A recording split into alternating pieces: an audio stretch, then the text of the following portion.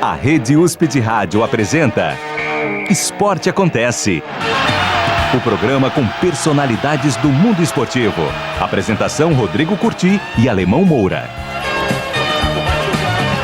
Olá, ouvinte da Rádio USP em São Paulo, Ribeirão Preto e pelo mundo afora, através do www.radio.usp.br. Está no ar, Esporte Acontece.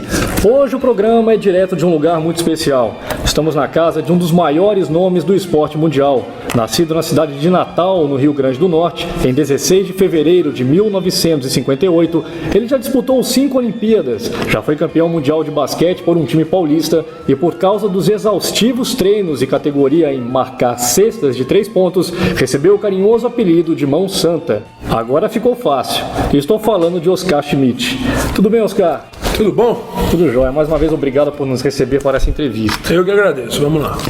Oscar, queria começar com você falando um pouco do seu início em relação à sua família, para entrar no esporte. Como é que nasceu essa paixão pelo esporte? Bom, meu pai foi esportista, foi campeão paulista de salto em altura, jogou vôlei durante grande parte da sua, não infância, mas sua juventude, até os 30 anos, coisas assim. Ele jogava pela Marinha, minha mãe foi também jogadora de vôlei, meu tio Alonso, que me levou para o basquete, também jogava vôlei. Aliás, minha família é toda de jogadores de vôlei, não sei como é que eu saí assim errado jogando basquete. E sempre tive um incentivo muito grande para fazer esporte. Logicamente, meu esporte era futebol, como todo brasileiro. Mas por ser alto, fui aconselhado a tentar jogar. E assim que eu tentei lá em Brasília, me apaixonei. E foi em Brasília que seu tio te levou e foi onde você teve o primeiro contato com o basquete? Exato. Eu já tinha tido um contato em Natal, Rio Grande do Norte, mas não tinha gostado muito, porque eu não recebia a bola. Eu acho que o pessoal que jogava lá achava que todo mundo tinha que jogar muito bem. Então eu não pegava na bola, desisti. E apesar de ter feito natação em Natal, eu jogava só futebol. Em Brasília foi quando eu comecei basquete para valer. E Oscar, no clube, você veio para São Paulo em 74, foi para jogar no Palmeiras? Isso. Como é que foi? Com 16 anos eu vim para cá.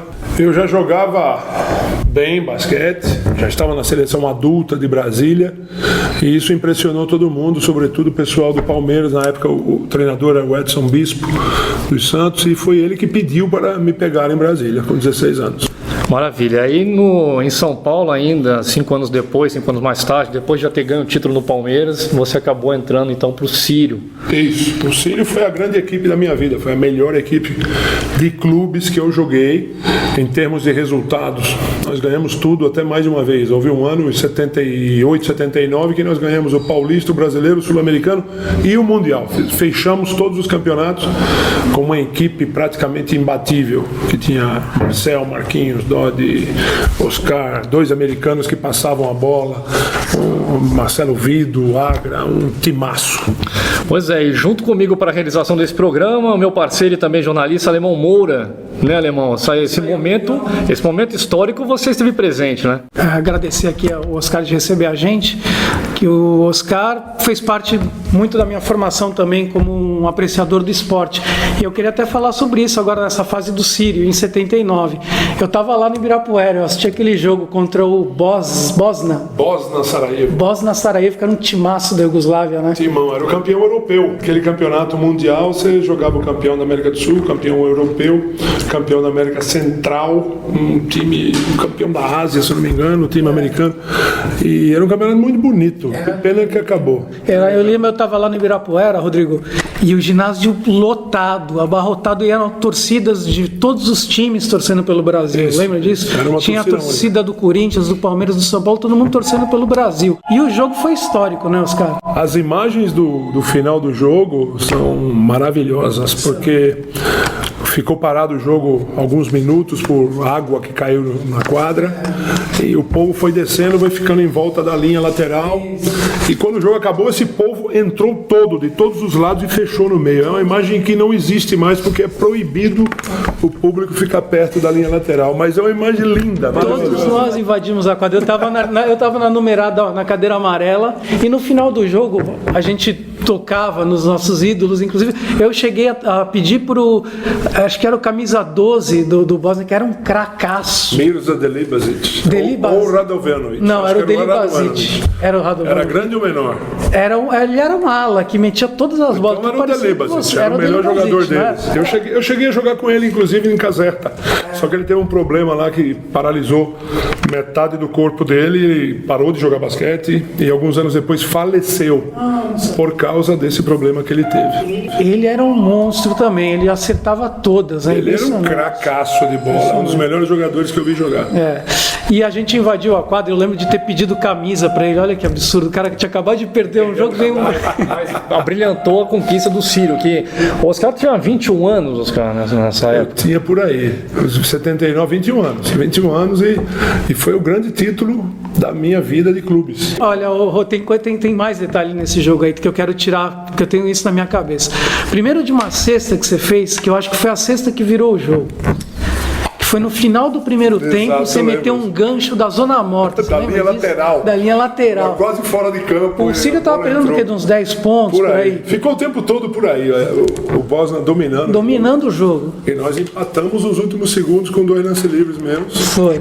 E na prorrogação, nós que massacramos. Nós começamos com 8-0. Mas antes disso, no final do primeiro tempo, é bom lembrar que o basquete na época só tinha 2 tempos, né? O Oscar pegou uma bola espírita gigante, meteu, o ginásio quase veio abaixo. Eles foram pro vestiário com uma moral absurda. Fomos mesmo, porque uma bola dessa não é tão espírita, porque como a gente treina todo dia e acaba provando esse tipo de arremesso, ela vai mais ou menos ali. Lógico que você não é especialista em meter bolas desse tipo aí, mas não é tão espírita como parece. Muita gente fala, olha só o arremesso que o cara fez. E as pessoas não sabem que a gente treina muitas vezes esse arremesso.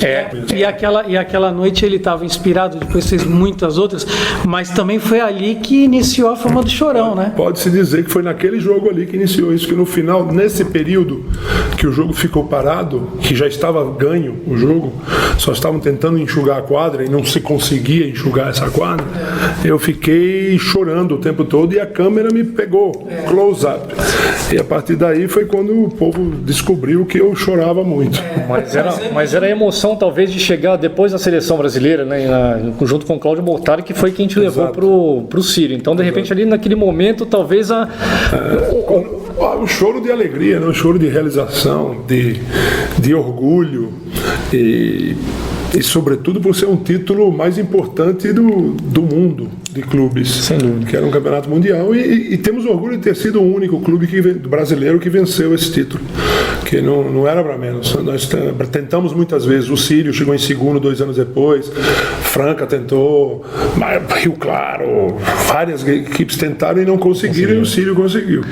Não, é só para lembrar que foi uma passagem histórica mesmo, e era um timaço, né? Tinha o Oscar, o Marquinhos, Marcelo, já saímos de 80 pontos. Em 3 jogadores ainda saía com 80 no mínimo. Tinha o Dodge, não tinha o Dodge, o Dodge era o armador. O Dodge levava a bola e dava para um lado e acabava, dava para o outro e acabava. Só para você ter uma ideia, os 2 americanos do time, eles quase não arremessavam. Era o Larry Williams e o Mike Duarte. E o Larry Williams é que fazia bloqueio, que dava bronca na gente. Para de chutar tanto você, passa a bola pro outro.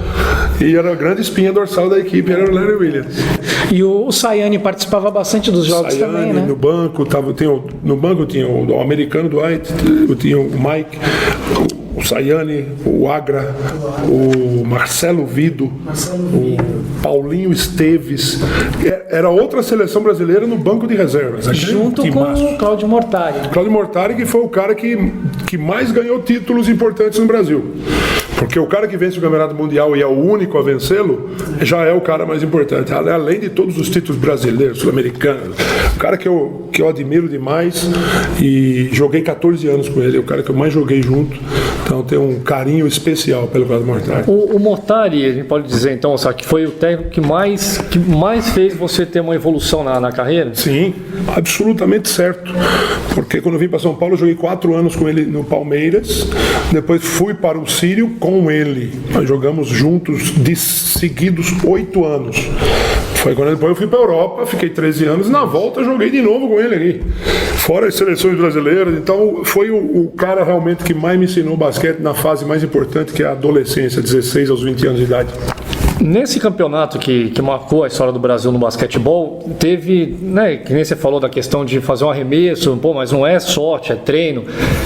Qual que é o segredo, Oscar, que você dá para se chegar a ser um vencedor? Porque até então ali você tinha 21 anos, mas viria a ser o Oscar até os 44 para 45 para se aposentar. Qual que é a grande receita para que você que está ali dentro saber que um arremesso daquele não é sorte, é treino? Como é que evoluiu isso? Evoluiu com a repetição, treinando muito, sobretudo não parando, não achando, não se dando por satisfeito com o que você já é, sempre querendo algo mais, sempre descobrindo novas formas de arremessar, imaginando o que o adversário pode fazer para te bloquear e você criar outras atitudes, outros tipos de ataque. Só assim você vence. Mas você precisa ter imaginação e através da repetição diária, todo dia você passa a achar qualquer arremesso um bom arremesso. Oscar, em relação aos treinos, a gente sabe, né, pelo menos por informações, até através do seu site também, que era exaustivo esses treinos, principalmente de arremesso de 3 pontos. Depois de todos os clubes que você jogou, depois dos treinos, você ficava lá arremessando mil vezes até, e tinha uma meta para poder sair do treino, né? Sim, eu durante a grande parte da minha carreira, eu pensava em fazer, além dos 2 treinos, 1000 arremessos a mais. E depois de um tempo eu passei a ter uma meta, que era uma meta até absurda, não sei porque eu coloquei isso na cabeça, era que eu só ia embora para casa quando eu fizesse 20 arremessos seguidos de 3 pontos. E isso após arremessar os 1000. Então muitas vezes eu fiquei lá 2 horas, 1h30, porque você cansa, está cansado, chega no 18, erra, volta de novo.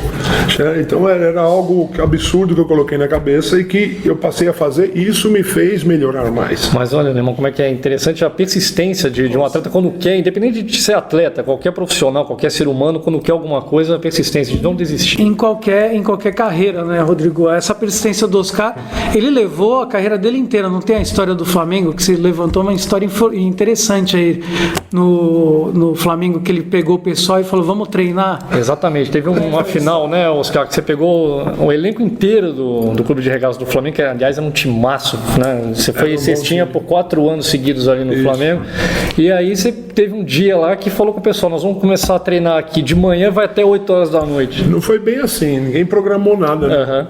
Foi por um desafio de brincadeira que o Rato fez comigo. Eu tinha mania de desafiar as pessoas que iam embora antes de eu ir embora.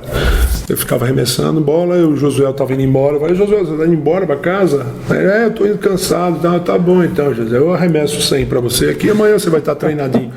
E isso eu fazia sempre. E um belo dia o Rato, depois do treino da manhã, que eu já estava cansado, estava indo embora, ele falou, Chimitão, fala, Rato, eu vou arremessar 100 para você aqui, você vai ficar. Eu falei, como, Rato, o que você vai fazer? Não, eu tô brincando, os caras. Tá brincando não, Renato. Agora você só vai embora quando eu for embora. Depois eu virei pro time e falei, time, graças ao Rato aqui, vocês só vão embora quando eu for embora também.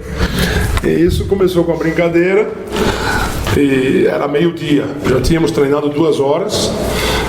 Depois foi com a brincadeira até a 1 da tarde. Da 1 às 2 o pessoal já ficou desconfiado. O que é isso? Eu preciso ir embora. Das 3 horas estava todo mundo louco da vida comigo. Mas depois ficou todo mundo orgulhoso, porque nós treinamos das 10 da manhã às 8 da noite.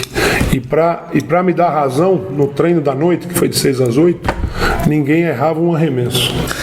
Então eu falei, tá vendo? Vocês são burros ainda por cima, porque vocês estão me dando razão. Nós treinamos o dia todo arremesso, ninguém erra um arremesso. Foi o treino que eu vi poucas bolas erradas.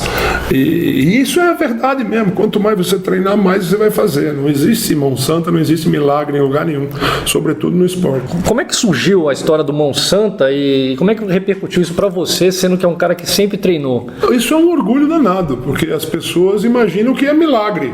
Se a mão é santa, então deve ser milagre. E começou porque o México tinha um cara que jogava, chamava Guerreiro, e ele era conhecido como Mano Santa. Então nossos cronistas, nossos irradiadores, não sei, da TV, sobretudo o Álvaro José, da Bandeirantes, e o Juarez Araújo, da Gazeta Esportiva, um dos dois, ou os dois paralelamente, começaram a me chamar de Mão Santa, porque se eles têm o Mano Santa, nós temos o nosso Mão Santa. E ficou um apelido carinhoso que rende até hoje. É lógico que não existe milagre, não existe Mão Santa, mas é um apelido que me deixa muito feliz e orgulhoso. Pois é, e o Oscar, que nessa época do Flamengo aí, o Oscar estava com 44 anos, não quer dizer, o pessoal entender, pô, o Oscar já tinha que acabar, já tinha que parar, o craque tem que saber a hora de parar, só que é o craque de 44 anos que estava em cima dos outros que estavam começando ali. Exato. Tem outros, alguns experientes, hoje o Rato até joga no Brasil, para mim um grande amador. Mas como é que é para você, Oscar? Porque você jogou também no Corinthians e foi, nessa época do Flamengo, foi uma transição, né? Você saiu do Corinthians pro Flamengo, né? Eu saí do Corinthians e fiz um time em Barueri, aqui perto de casa. Como dirigente, né? Você também? Não, jogava. Jogava. Era patrocinador, era o Mackenzie, e eu jogava e era ao mesmo tempo o dono do time. Exato. Ou seja, quem não passa a bola pra mim tá fora. E foi muito legal esse período, porque nós ganhamos o Campeonato Paulista com uma cesta do Paulinho Vilas Boas no último segundo. Foi uma alegria imensa para meu final de carreira. E depois do Barueri, que eu fui para o Flamengo. Eu joguei 2 anos no Corinthians, 2 anos no Barueri, e depois 4 anos no Flamengo, que eram para ser 3. Mas no último jogo que a gente estava perdendo, um tal de Chico, que eu não conheço, um juiz chamado Chico, me expulsou. Ou seja, estava toda a imprensa brasileira lá para me ver parar de jogar e o cara me expulsou. Aí, porque eu aplaudi ironicamente, depois dele ter apitado 2 faltas técnicas, 2 faltas intencionais e ter expulsado 2 jogadores da minha equipe, eu comecei a aplaudi-lo, ele me expulsou também. O cara estava completamente transtornado e impediu uma festa. Eu não ia parar de jogar no último jogo sendo expulso, tive que jogar mais um ano para poder encerrar bem minha carreira, mas valeu a pena porque joguei até os 45, pouca gente tem esse privilégio. Exato. E fui bem até os 45 anos. Além de jogar até os 45, o teu privilégio de jogar até os 45, jogar ao lado do seu filho, né? Exato. Que deve ser uma emoção. Exato. Foi uma emoção diferente. Nunca pensei que eu pudesse conseguir isso. Se pegar na história do esporte, um jogador que conseguiu jogar com o filho. Meu sonho era jogar uma temporada inteira com ele, mas não foi possível, porque ele já estava nos Estados Unidos e eu não ia fazer uma violência dessa com meu filho. Eu joguei 10 jogos, mas o primeiro jogo, que foi o que marcou, foi no Flamengo em Mogi, no Tijuca. E o Felipe entrou e meteu 2 bolas no fim. Cara de pau, que eu me via nele. Eu assisti esse jogo na televisão. E foi uma alegria imensa. E o Flamengo também me proporcionou essa grande alegria. Só para te dizer como que é jogar no Flamengo e no Corinthians, eu não era corintiano nem flamenguista e abandonei o Santos e o Fluminense para torcer pelos 2. Não consigo querer mal ao Flamengo nem ao Corinthians, impossível. Quando você vence por essas 2 equipes, é uma contribuição de ida e volta absurda e não dá para você torcer contra essas equipes. Eu virei corintiano e flamenguista, não fanático, porque fanatismo é burrice, mas virei um bom corintiano e um bom flamenguista. Você conheceu várias torcidas, né? Exato. Mas acho que igual a do Corinthians e do Flamengo. Igual a paixão é indescritível, né? Do corintiano e do flamenguista é impossível. E chega até ao fanatismo errado, que você pode ter consequências ruins se você não se dedicar ao que eles esperam. Mas o meu jeito emotivo, o meu jeito nervoso... De vestir a camisa, né? Que sempre foi uma... Os fez apaixonar-se por mim. O torcedor do Flamengo e do Corinthians gosta muito de mim. Está muito ligado com a raça, com a determinação de, até o fim. Não existe terminar o jogo até o fim. Até o fim a gente vai conseguir ganhar essa partida. E é o que eles querem, né? Eles querem ver você se atirar no chão, quer ver você dar tudo de si, sangue mesmo, né? Para que a equipe vença. Então... E um Fla-Flu que marcou a história do Oscar, Alemão, que foi palco do incrível recorde de 43 mil pontos dessa fera aqui, que atingiu neste jogo a marca de 500 pontos com a camisa do Flamengo. Contra o Fla-Flu foi o dia que eu alcancei um recorde de cestas importante. Porque naquele dia ninguém no planeta teria feito mais cestas do que eu fiz. Foram 46 mil e quase 47 mil pontos. Depois eu acabei com 47.737 pontos. Mas esse dia do Fluminense, que foi o dia D, né? Hoje ele vai ser o recordista, foi uma emoção grande também. Apesar de não existir dados em nenhum lugar Se você tem uma ideia, nós fomos campeões mundiais com o Sírio e não existe súmula daquilo. É um absurdo total. Não existe nenhum recorde na federação, no Sírio, em lugar nenhum, que prove que eu fui campeão mundial. Entendeu? Então, isso infelizmente, os 6 primeiros anos da minha carreira foram dados pessoais meus, bem contidos, porque poderiam ser bem mais, mas me deixa orgulhoso porque eu sei que ninguém fez mais cesta aqui, ó. Oscar, fala uma coisa, voltando um pouco assim, que ninguém fez mais cesta do que você, mas teve alguém que fez e faz muito por você, que é a sua esposa Cristina. Sem dúvida. Qual a importância dela para o Oscar não parar de treinar depois do treino normal da equipe e também para o incentivo, quando você foi para a Europa, por lá 13 anos, enfim, ela largou até... Ela foi a pessoa mais importante da minha carreira, porque ela primeiro me conheceu com o pé quebrado. Talvez eu nunca mais jogasse basquete. Eu era um menino de 17 anos que quebrou o pé. E rompeu o ligamento do tornozelo. Nos conhecemos nesse período e nos apaixonamos. Ou seja, um menino, desinteressadamente, uma menina se apaixona por esse menino. E ela viu minha carreira começar, viu minha carreira brilhar e viu minha carreira terminar. E estamos juntos até hoje. Isso é o mais difícil de tudo, porque numa relação de tantos anos existem discussões, existem brigas, e nós nunca nos separamos, nunca passamos noites dormindo fora de casa por brigas. Mesmo brigado, a gente ficava dentro de casa e procurava resolver, como procuramos resolver os problemas dentro de casa, mesmo exaltados. Então ela foi comigo para a Europa no ano que ela estava se formando. Isso, faltavam 3 meses. Faltavam 3 meses para ela se formar em psicologia, 5º ano de psicologia.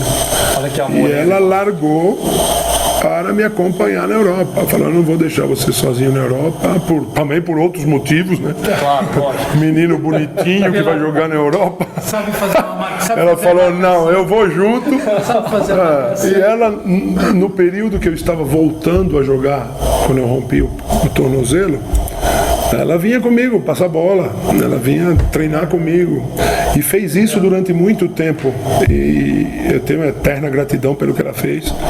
Pouca gente faria isso. Pelo contrário, as mulheres e jogadores, elas pretendem que o marido ajude em casa ainda. A Cris não, ela nunca quis que eu fizesse absolutamente nada.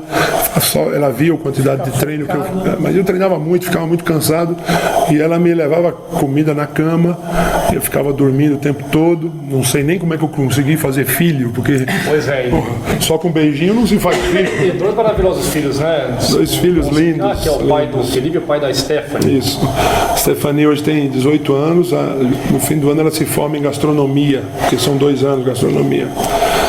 Já estreou numa peça de teatro do Macunaíma, Legal. Escada. Filha linda, uma namoradinha do papai. E o Felipe foi para os Estados Unidos com 14 anos, jogou basquete comigo, jogou muito basquete lá nos Estados Unidos, foi campeão da Flórida, que é o maior título do high school que você pode ter, o campeonato da Flórida. E foi melhor jogador das finais, e eu estava lá para ver. E me emocionei muito, foi um negócio muito forte para mim. E depois ele parou de jogar, entrou numa faculdade importante, se formou agora em maio em Communications e International Affairs, e já começou outra faculdade de cinema de 2 anos, especializada em cinema em Winter Park, na Flórida. 2 filhos demais, não posso pedir mais do que eles já me dão. Com certeza. E você, Oscar, na sua carreira teve um determinado momento que, por ser o melhor jogador do basquetebol mundial, todo mundo pergunta a questão da NBA na sua vida. Sim. Por que o Oscar nunca defendeu o NBA no New Jersey, até na época que ele queria te levar? Como é que foi isso, Oscar? Porque era uma escolha muito dura. Você jogava um jogo na NBA, você nunca mais jogava na seleção. Você ficava desclassificado para a vida, porque a NBA era profissional e a FIBA era amadora, um absurdo. Diferente de hoje, que os profissionais podem fazer. Exato. Desde 92, na verdade, quando teve o Dream Team, né? E eu jogava na Europa já, eu tinha contratos assinados, pagava imposto, tudo, e era amador. Com aquela vitória no Pan-Americano de 87, começou a mudar isso. Começou a mudar, os Estados Unidos perdeu 4 anos seguidos, torneios importantes, e obrigaram a FIBA a abrir as portas. para os profissionais da foi NBA. quando jogou o primeiro e único Dream Team em 92. Porque também é resultado da vitória de 87, que foi a primeira e única derrota deles. Não foi a única, mas foi a primeira. Depois daí eles perderam outras porque o pessoal começou a ver que era possível. Então foi um momento indescritível esse Pan-Americano de 87. Muito legal. Hoje o programa Esporte Acontece recebendo um dos maiores nomes do esporte mundial, Oscar Schmidt, com grande honra aqui na sua residência, nos recebeu gentilmente, junto com o Alemão Moura, fazendo essa entrevista para você, ouvinte da Rádio USP.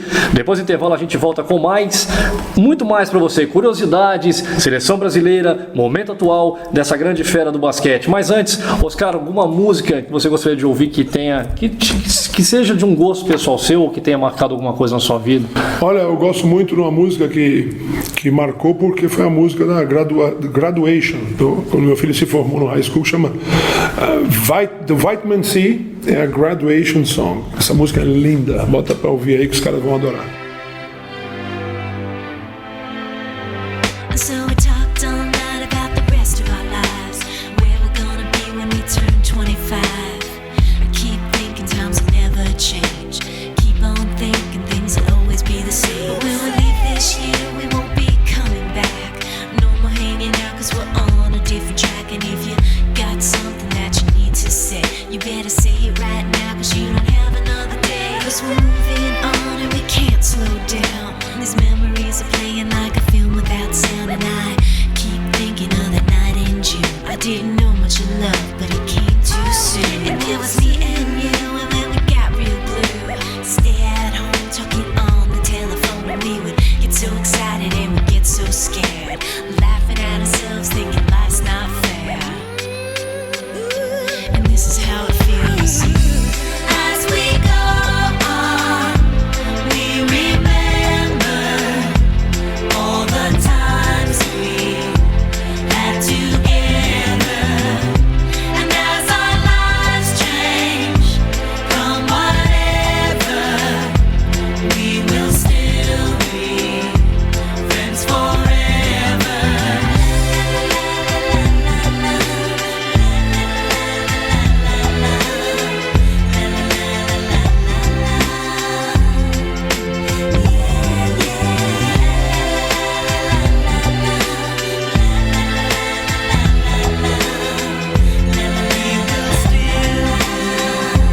Friends forever.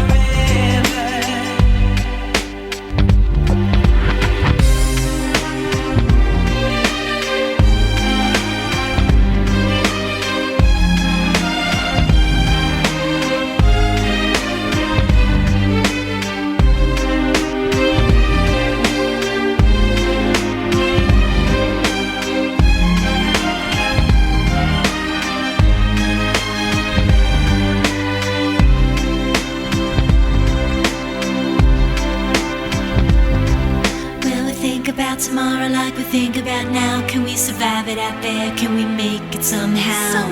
I guess I thought that this would never end, and suddenly it's like we're women and men. Will the past be a shadow that will follow us round? Will these memories fade when I leave this town? I keep thinking that it's not goodbye. I keep on thinking it's our time to fly. As we go on, we remember all the times we had together. And as our lives change, come whatever, we will still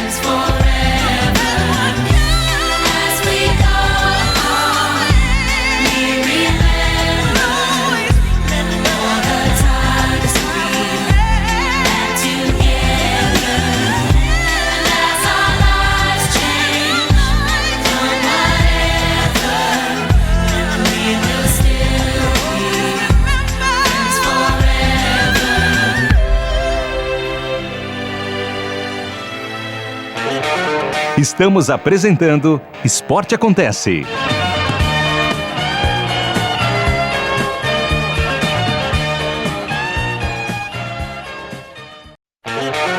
Voltamos a apresentar Esporte Acontece. Estamos de volta com o programa Esporte Acontece aqui na Rádio USP para São Paulo, Ribeirão Preto e pelo mundo afora através do www.radio.usp.br. Hoje no Esporte Acontece, ele não acontece nas quadras, acontece na casa de um dos maiores nomes do esporte mundial, Oscar Schmidt, nascido na cidade de Natal, no Rio Grande do Norte. Hoje ele fala um pouco mais de sua carreira para você, ouvinte da Rádio USP. Oscar, a gente deixou mais ou menos antes do intervalo a questão da seleção brasileira para você. Você tem um recorde também aí de 5 participações em Olimpíadas. Como é que foi essa participação vestindo a camisa da seleção brasileira, no qual você não abriu mão para ir jogar uma NBA? Olha, a seleção brasileira para mim foi a coisa mais importante da minha carreira. Eu abri mão de muita coisa para poder jogar na seleção brasileira. Sobretudo, minhas primeiras férias foram aos 34 anos de idade. Não tive férias praticamente quase a carreira inteira, me sacrificando para jogar pela seleção. E isso não era sacrifício, era um orgulho. Eu sabia que estava representando o meu país na única guerra que nós temos, graças a Deus, que é do esporte. E fiquei muito feliz, mas feliz demais de ter jogado 5 Olimpíadas. Se você pensar que cada Olimpíada dessa houve um pré-olímpico, exato, e o Brasil não vai para a Olimpíada 3 Olimpíadas, com 4 pré-olímpicos, então o orgulho é maior ainda. Agora, o que mais marcou, pode-se dizer que foi Moscou, por ter sido a primeira, ou foi com o jogo de 92 contra o Dream Team? Não, foi a primeira Olimpíada. Você chegar na primeira Olimpíada é um impacto. E por ser Moscou ainda, na época da cortina de ferro, era a primeira vez que se abriam as portas de Moscou para as pessoas. Pra você ter uma ideia, eu não vi criança durante a Olimpíada. Isso me marcou. Falei, cadê os meninos? Aqui não tem criança. Nos jogos não tinha criança, eu não via criança. E era algo interessante. Tinha um clima diferente. Um clima pesado. Os nossos guias, eles pediam para nós comprarmos coisas na Vila Olímpica para eles, que eles não tinham nada para comprar. Eles tinham dinheiro, mas não tinham o que comprar. Jeans, camisetas, coisas assim. E a gente viu a opressão em que vivia o povo soviético, não era nem só o russo. Sim.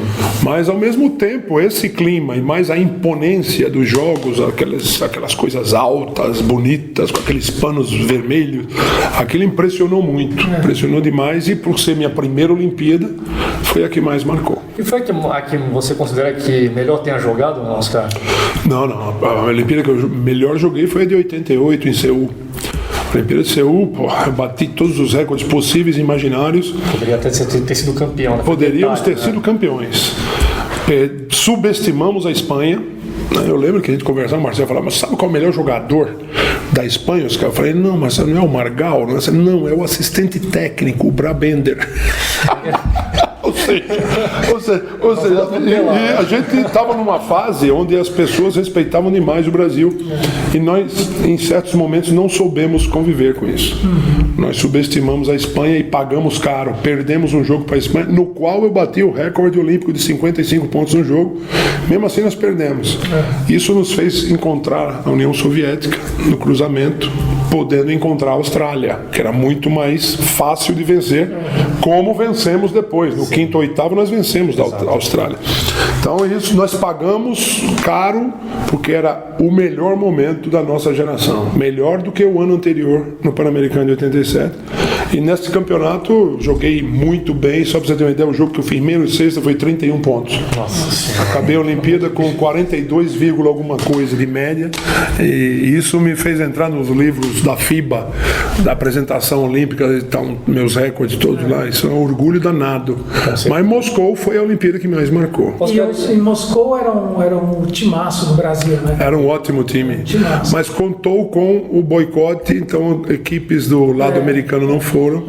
Nós podemos também ter chegado na medalha, não chegamos de bobeira, porque perdemos um jogo, segundo nós, roubado contra a Iugoslávia de 1 ponto, onde o Marcel não passou nem perto do Delibasic. A gente estava ganhando de 1 ponto, faltando 3 segundos, o Delibasic chutou 2 lances livres e ganhou da gente de 1 ponto. Ganhando aquele jogo, a gente ia disputar medalha.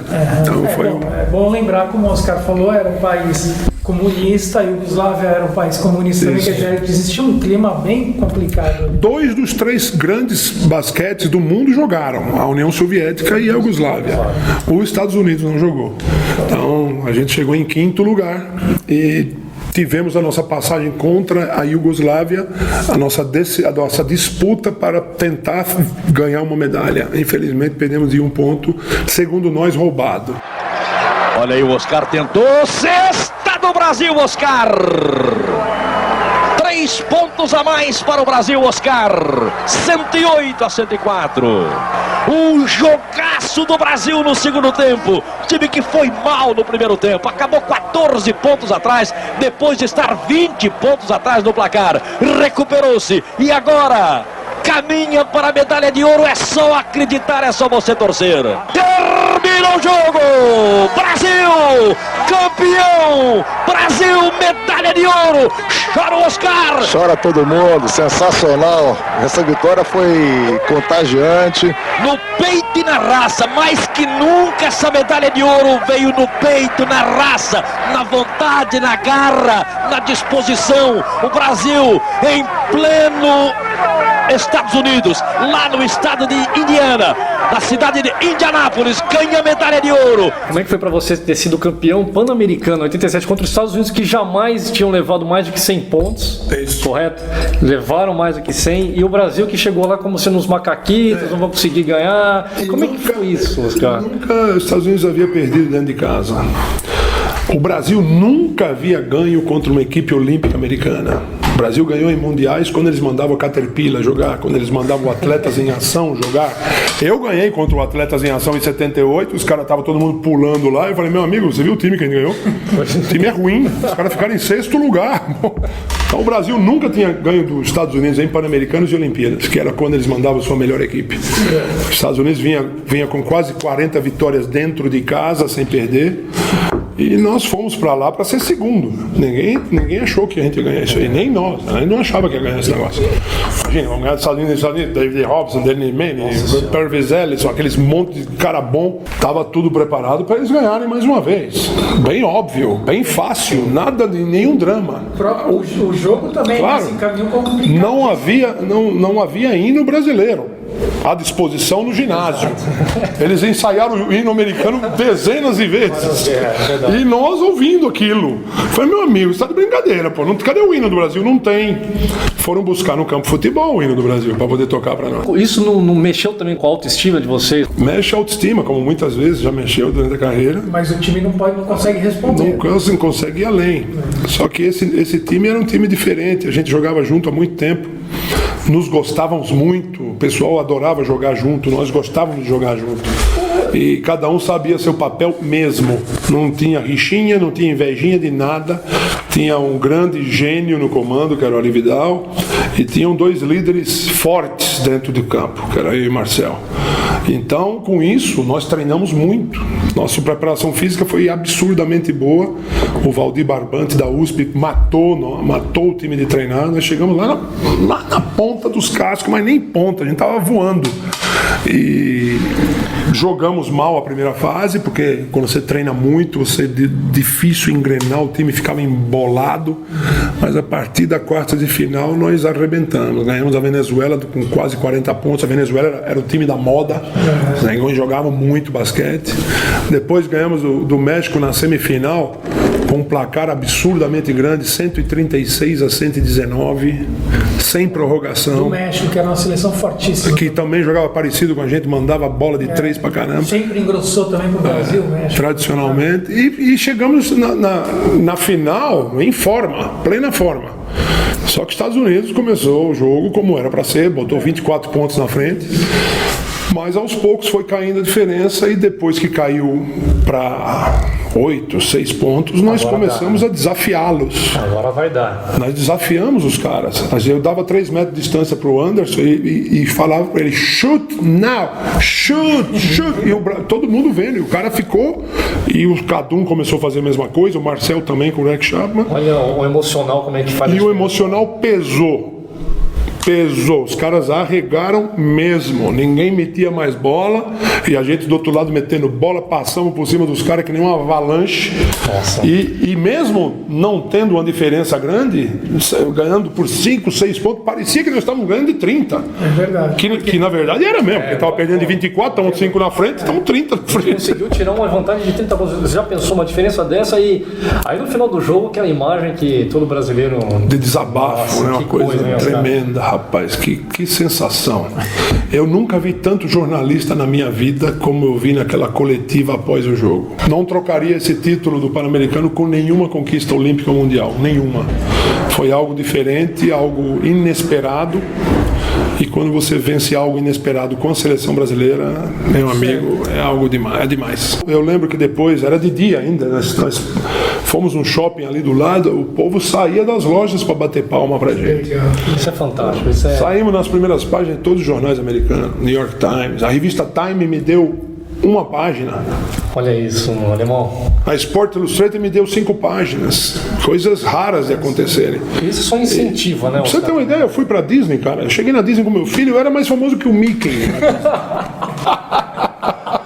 Os caras faziam fila para tirar foto comigo, os americanos, né? Então foi um momento mágico no basquete mundial, não só no brasileiro. Os caras, ele tá brincando, mas ele ali talvez estivesse começando a carreira de ídolo mundial, porque depois isso se confirmou. Ser uma potência, eu lembro quando o Oscar disputou a última Olimpíada contra os Estados Unidos. 96, e o pessoal parou na quadra para te agradecer. Eles fizeram uma homenagem que eu já me arrepio só de lembrar. O que mais me emocionou na minha última Olimpíada não foi nem esse gesto de confraternização, mas foi o Scott Pippen, na coletiva, ele ter reconhecido que ele teve um trabalho como poucas vezes na vida. Então eu tenho orgulho de saber que ele fez de tudo para me marcar e mesmo assim eu consegui ainda fazer 26 pontos contra os Estados Unidos. E é uma pena que a gente não engrossou o jogo, não dava para engrossar mesmo. Nosso time era muito inferior àquele timaço que era o segundo Dream Team da história. E eu lembro que a gente estava assistindo o jogo e claro que a gente, como fã do torcedor brasileiro e fã do basquete, a gente fica com aquela, será que hoje a gente consegue de novo? E não conseguia, né? Então o jogo foi caminhando, de repente eu vi aquela imagem dos americanos cercando os caras, falei, putz, olha que coisa linda. Como é que pode? É demais, a gente tem um ídolo ali, cara. Olha, graças a Deus, mesmo não jogando lá nos Estados Unidos, eu somente joguei contra eles, sempre tive muito respeito da parte de quem agora o Kobe Bryant, né? O Kobe Bryant já... Kobe Bryant tem você. O Kobe Bryant é diferente. O Kobe Bryant me viu jogar na Itália. O pai dele jogava. O Joe Bryant jogava contra mim 10 anos. Nós disputávamos a artilharia do campeonato todo ano. Ele era sempre segundo, mas a gente disputava. Então o Kobe Bryant cresceu me vendo jogar. Nos All-Star a gente se juntava e ele era menininho, entrava para bater bola no intervalo, falava italiano, jogava as coisas nas pessoas. Um pentelinho. E depois o Joe Bryant falava, mas o bom é o Michael Jordan, o Larry Bird, o Magic Johnson. Eu falei, pai, eu gosto do Oscar. Olha que legal. E eu, com certeza, para ser esse grande monstro que ele é hoje, a influência do Oscar foi fundamental também. Porque o Kobe Bryant joga com fome de bola. Os grandes jogadores têm que jogar com fome de bola. Aquele negócio de você falar, não, tudo bem, é bom passar para todo mundo, mas você tem que ter fome. A fome é o que move o caráter e a qualidade do jogador. Não tenho dúvida. Em relação a caráter, você está comentando de caráter, os clubes no qual você passou, a seleção brasileira que a gente está falando agora, como é que era a relação dos jogadores no elenco? Assim, tinha muita vaidade? Como é que era isso? Nenhuma vaidade. Mesmo porque, como líder da equipe, depois que a geração passada saiu, que nós assumimos aí o Marcel a liderança, nós não permitimos vaidade de nenhuma forma. Nós abolimos o trote, porque existia um trote que não dá para falar aqui, porque é vergonhoso o que se fazia.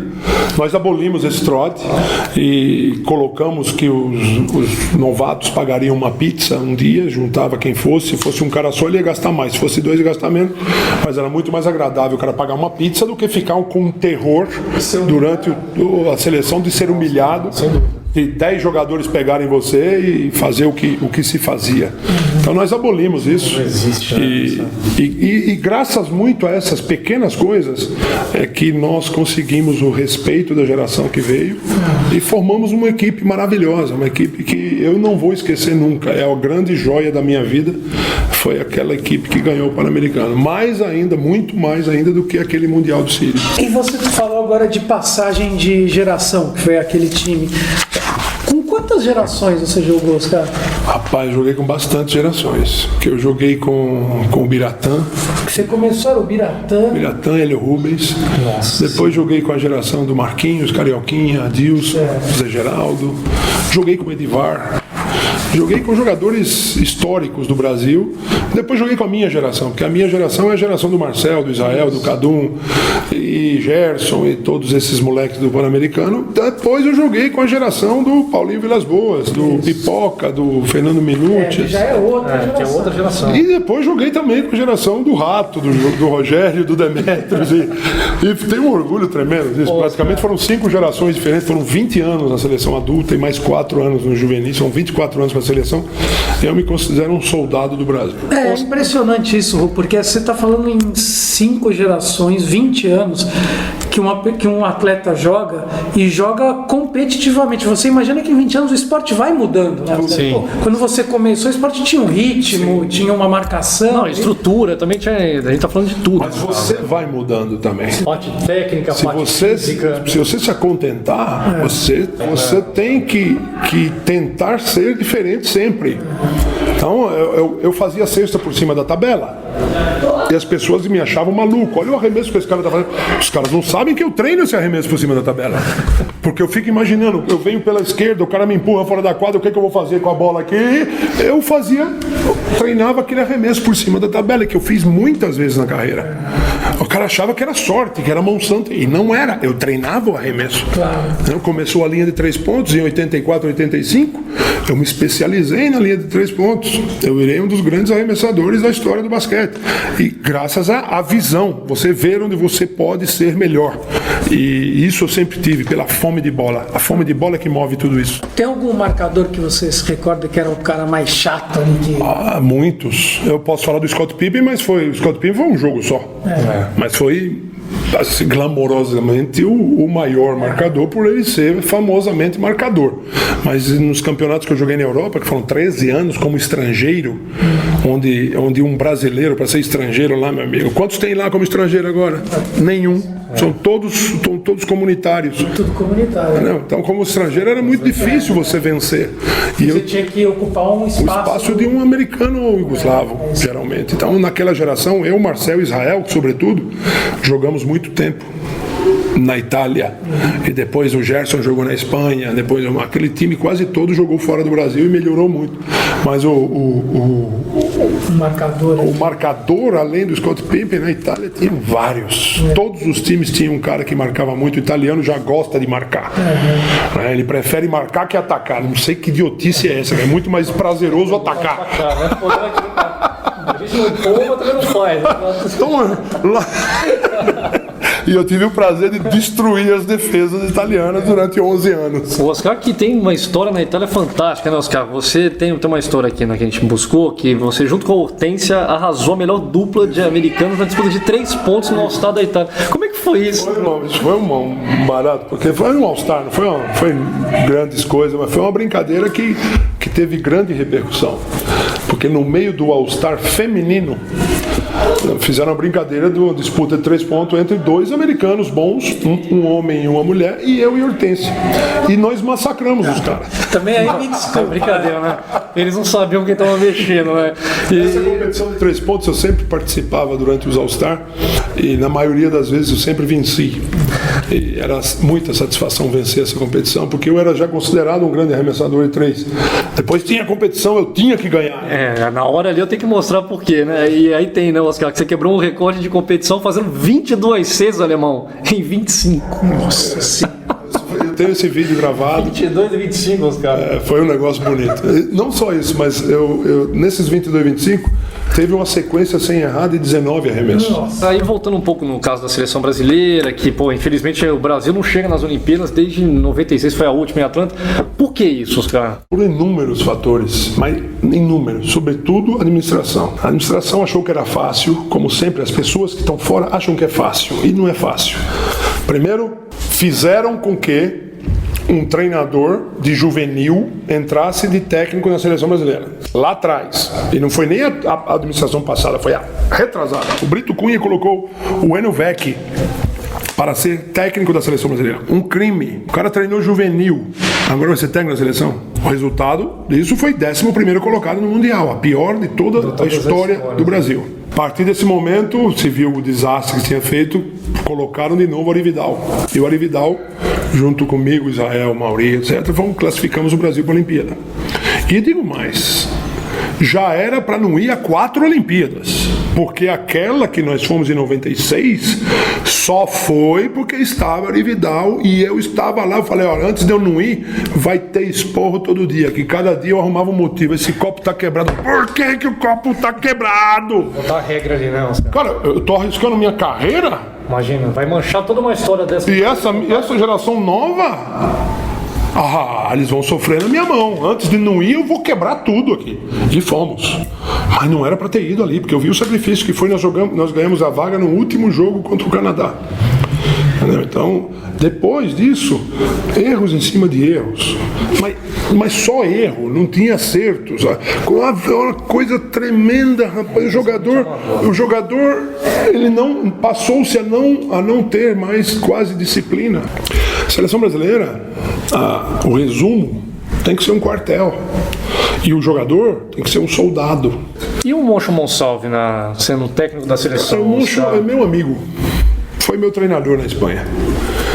O Moncho, no momento, antes do pré-olímpico, eu achei que era necessário ter um técnico estrangeiro para dar uma chacoalhada nos nossos técnicos que não conseguiram.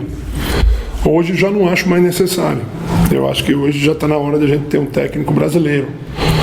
Porque meu sentimento de brasileiro diz isso. Certo. E mesmo porque um técnico estrangeiro deveria estar ensinando ao Brasil a jogar basquete. Não precisa ser técnico, ele que ensine os técnicos. Exato. Eu acho que essa deveria ser a grande função dele hoje.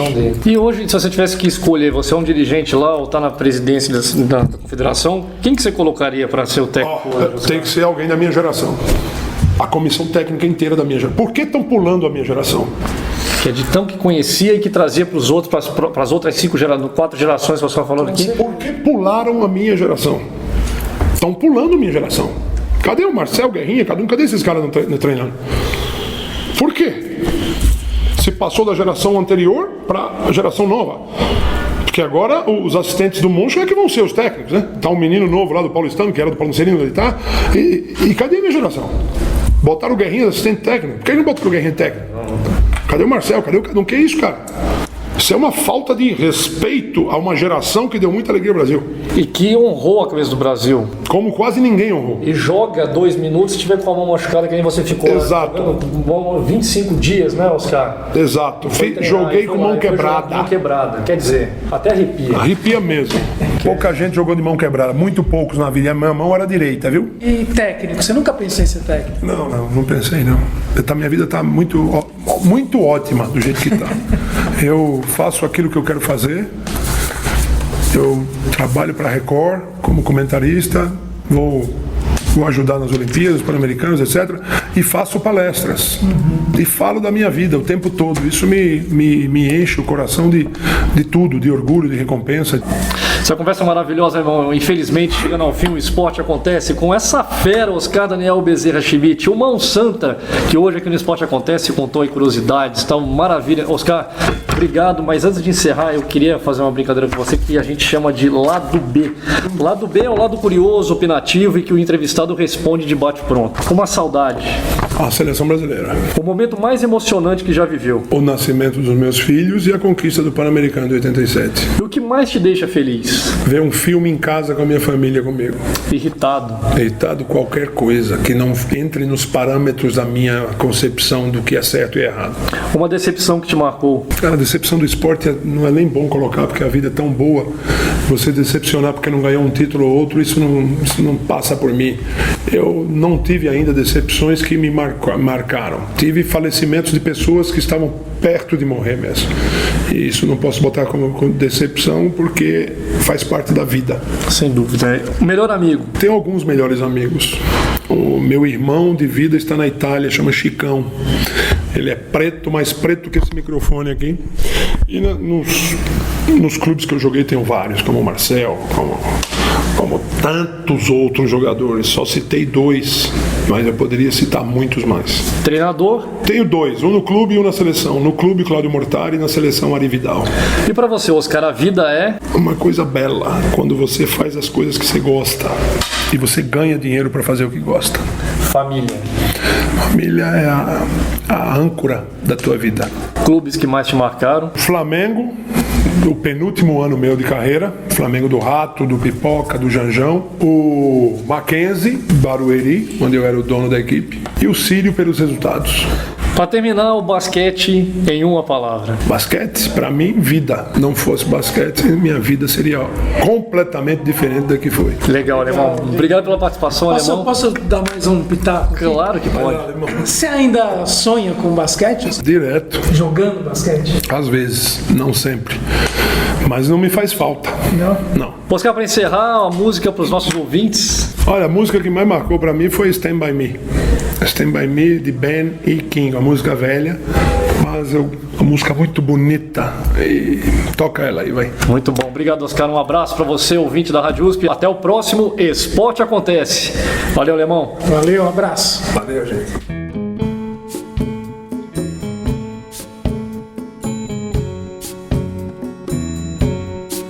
When the night has come